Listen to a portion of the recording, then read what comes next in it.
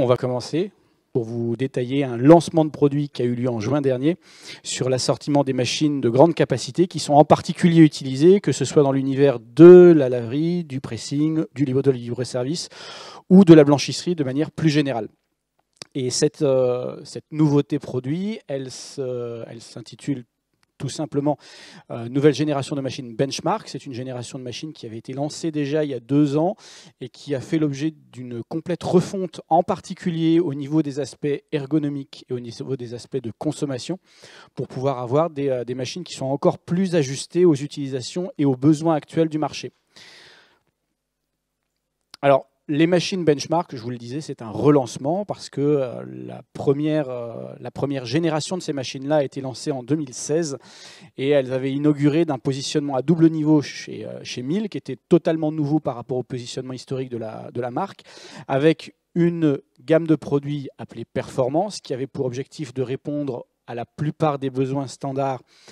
tout en ayant un niveau de prix qui soit plus attractif que ce que nous proposions par le passé, et une génération dite Performance Plus, qui, elle, se positionne sur la plus grande versatilité possible, optimisée, polyvalente et présentant de nombreuses options pour s'adapter à tous les univers de marché d'utilisateurs.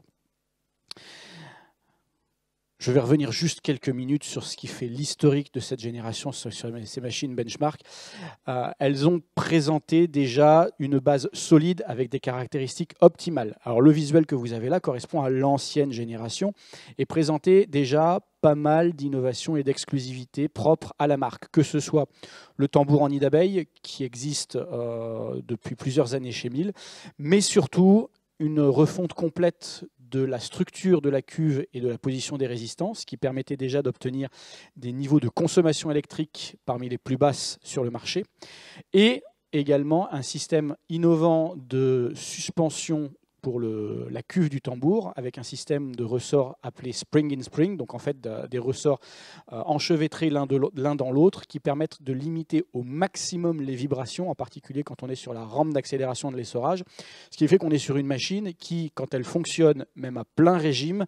est quasiment inaudible dans la pièce dans laquelle elle est utilisée. Donc en termes de confort pour les utilisateurs dans des environnements un petit peu généralement oubliés des ergonomes, c'est particulièrement important. On l'a évoqué justement tout à l'heure dans la conférence précédente sur l'aspect durabilité. On parlait de durée de vie de la machine. Ça fait partie de l'ADN de Miele en particulier, des machines qui ont été conçues systématiquement pour 30 000 cycles d'utilisation. Et 30 000 cycles d'utilisation, ça veut dire tester l'ensemble des composants qui sont censés durer ces 30 000 cycles d'utilisation de manière à ce qu'ils puissent résister à l'ensemble des manipulations qui leur correspondent, que ce soit l'ouverture, la fermeture de la porte, l'utilisation des interrupteurs, les charnières, les résistances des canalisations, des durites, des circuits d'admission d'eau ou encore de toutes les électrovannes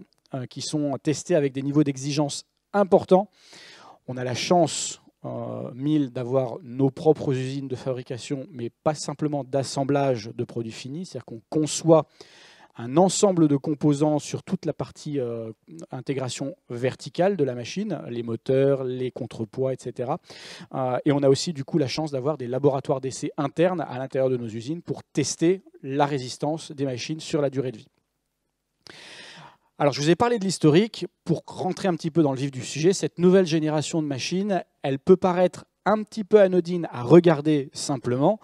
mais elle présente certains ajustements qui permettent d'aller encore plus loin que ce que nous faisions par le passé. Déjà d'une part, on est sur une gamme de machines qui va de 12 à 20 kg pour les lave-linges et jusqu'à 44 pour les sèche-linges. Ce qui signifie qu'on se positionne plutôt dans l'univers de la blanchisserie hospitalière, mais aussi, pourquoi pas, et on a des cas déjà d'utilisation, dans l'univers de la laverie libre-service grande capacité. Ces machines, elles inaugurent un nouveau changement d'identité de la marque. La marque Miele Professional en tant que telle disparaît du portefeuille de communication pour favoriser désormais uniquement la marque Miele en elle-même, ce qui ne présage pas d'un quelconque changement au niveau de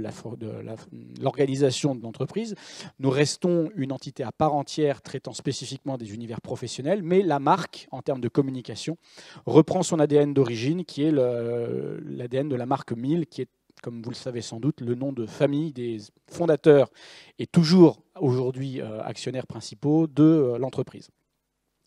On a un changement au niveau du design qui se traduit aussi par la disparition d'un coloris octo-bleu qui était généralement considéré comme un petit peu dépassé, un petit peu daté et un petit peu trop marqué industriellement, pour un coloris un petit peu plus neutre et plus moderne que nous appellerons gris acier à partir de maintenant.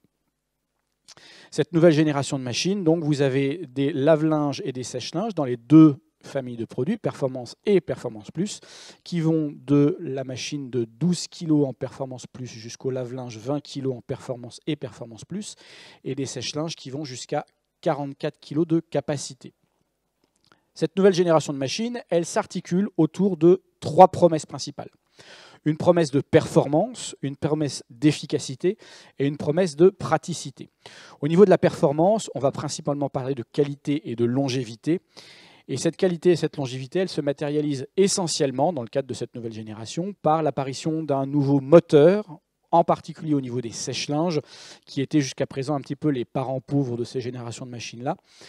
Et donc désormais des moteurs qui tournent quasiment de manière inaudible en rotation. Si vous avez l'occasion de venir nous rendre visite au Blanc-Ménil, n'hésitez pas à venir écouter le fonctionnement d'un sèche-linge de grande capacité. C'est bluffant par rapport à ce qui faisait l'historique de ces machines-là. En termes d'efficacité, on va surtout parler de productivité, puisque le lave-linge, le sèche-linge en grande capacité sont surtout des outils de travail et donc des outils de productivité. On va pouvoir avoir des rendements qui sont plus importants grâce à des durées de cycle courtes. On est sur des cycles de 42 minutes pour le cycle de lavage. Et en plus de ça, avec des humidités résiduelles en sortie extrêmement basse. On est à 44% d'humidité résiduelle en sortie du lave-linge, ce qui fait qu'on a quasiment le linge qui est le moins humide possible au moment du passage en finition.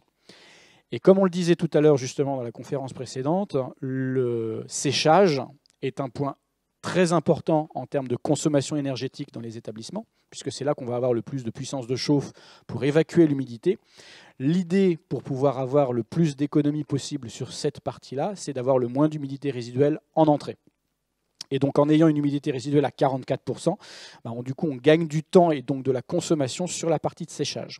Sachant que les lave-linges sont aussi économes en ressources, puisqu'on est sur moins de 6 litres par kilo de linge traité, ce qui est très faible en termes de consommation. Autre aspect très important, c'est la consommation de détergents. Tout à l'heure, mon confrère parlait de notion de pesage au niveau de la consommation pour éviter d'avoir de la surconsommation à la fois d'eau, mais aussi de détergents.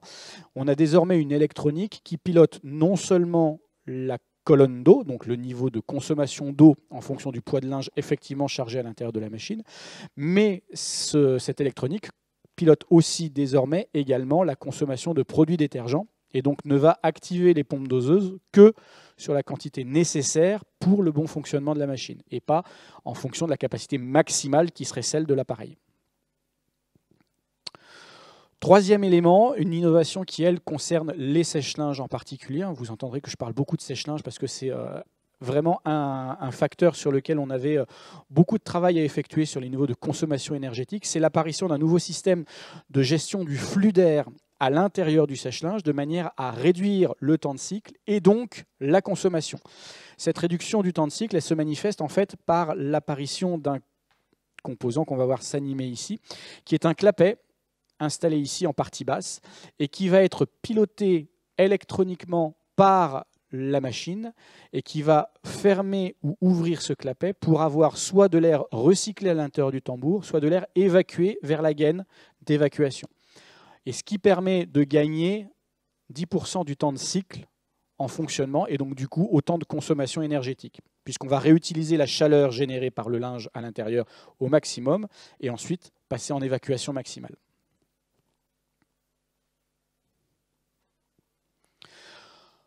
En termes de praticité, le gros effort qui est nécessaire reste l'ergonomie et l'accessibilité des machines.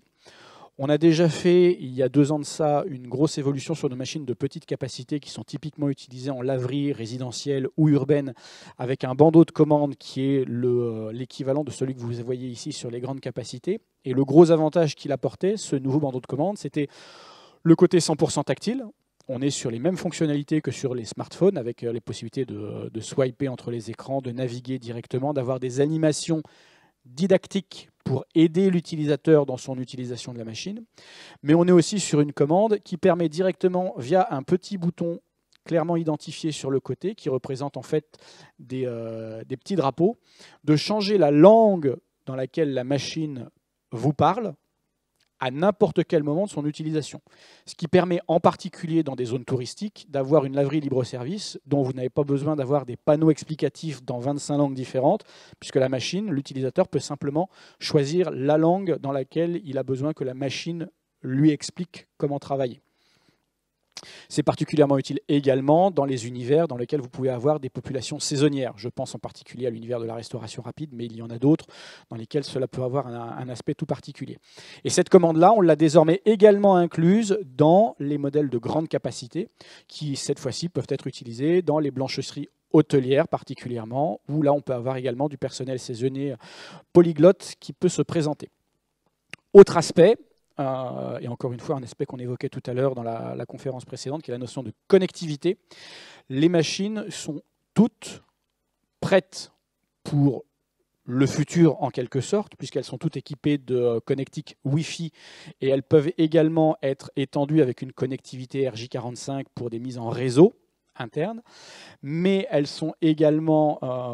aptes à communiquer et à transmettre leurs données de fonctionnement à des plateformes qui seraient programmées pour exploiter ces données-là directement. On a également un boîtier de communication supplémentaire extérieur qui, lui, est destiné principalement à piloter les accessoires qui peuvent être connectés à la machine, que peuvent être les pompes doseuses, que peuvent être les systèmes de paiement, entre autres. Si jamais on a besoin de les connecter directement, il n'est plus utile pour un exploitant d'ouvrir et de désosser complètement la machine pour accéder aux platines électroniques et faire les branchements. Tout se gère directement sur une box 100% autonome, existante à la fois sur les lave-linges, mais aussi sur les sèche-linges. Parce que sur les sèche-linges, généralement, on a plutôt tendance à penser au système de paiement qu'on va intégrer, mais ça peut être également utile sur les systèmes de ventilation extérieure pour éviter justement que la température ne monte de manière trop importante à l'intérieur de la pièce dans laquelle le sèche-linge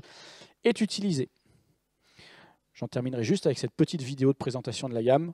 et je reste à votre disposition pour vos éventuelles questions.